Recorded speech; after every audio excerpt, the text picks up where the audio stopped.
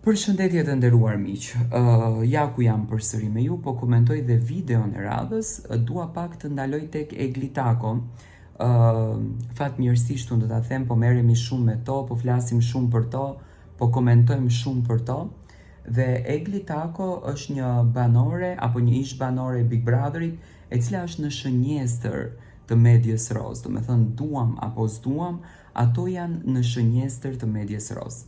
Egli është e ftuar në Kanape, një emision që ka një sukses të mirë garantuar në televizionin të shtatë në Kosovë, ku pritet do me thënë sonte për herë të parë, me sa unë e di është sonte, të jep intervistën e saj bombastike.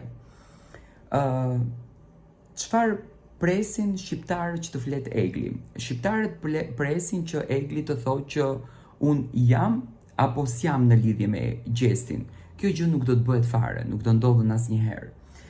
Nuk do ndodhen për shumë arsye, sepse në qoftë se Egli ekskluzivitetin e saj, të cilin e ruan me shumë fanatizëm, do ta zbuloj ditën e sotme, ajo ka humbur betejën me veten edhe me marketingun.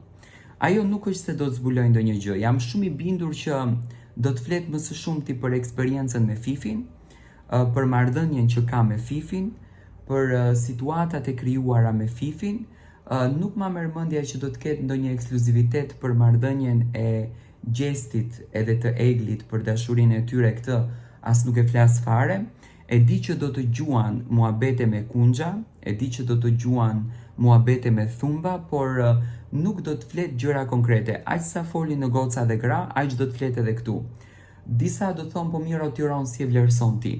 Unë e vlerësoj sepse kjo është forma e marketingut që personazhet publik preferojnë të zgjedhin në jetën e tyre. Dhe në qoftë se Egli e tregon të vërtetën e saj, atë që ne duam ta dëgjojmë, ajo automatikisht e humbën atë që deri më tani është komentuar dhe është përfolur për të. Sepse kjo kureshtja kaq e madhe rrit interesin e saj dhe në çmime, po të mos ishte kureshtja, Egli nuk kërkonte dot 20.000 euro. Le të themi, në një koncert. Dhe kjo është e gjitha një orientim që Eglin e mban në skenë. Egli do të flet për bashkëpunimin me SBS-in, me Jetmir Agajin, do të flet për të gjitha zërat që janë fol. Unë e di që komunikimet me producentët e tjerë, Egli do t'i quan të pavërteta, do me thënë do t'i quan të rëna në tokë, nuk do t'i pranon se qoftë ka marrë dhe një ofertë. Ajo do të flet më shumë dashuri për SBS-in, do të flet me shumë seriozitet për shoqërinë dhe për marrëdhënien që ka patur me Fifin, për afrimitetin që ka patur. Në asnjë mënyrë nuk do ta thotë një fjalë të keqe për Fifin, përkundrazi do të thotë që ne kemi qenë miqe të mira dhe mos të prishet shoqëria jon.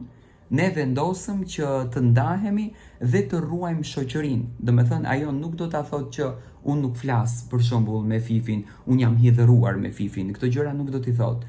Dhe kjo është ajo që ne sot e presim të ndodhen në Kanape.